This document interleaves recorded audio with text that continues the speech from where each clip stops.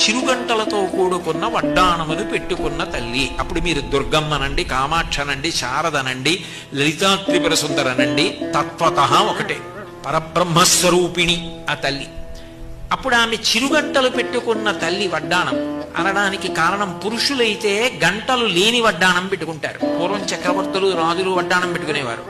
పురుషులు పెట్టుకుంటే చిరుగంటలు ఉండవు. స్త్రీలు పెట్టుకుంటే చిరుగంటలతో కూడుకున్న వడ్డాణం పెట్టుకుంటారు. ఎందుకు ఆ చిరుగంటలు అమ్మవారి వడ్డాణానికి అంటే, ఆమె చక్రవర్తిని, మహాసామ్రాజ్ఞి.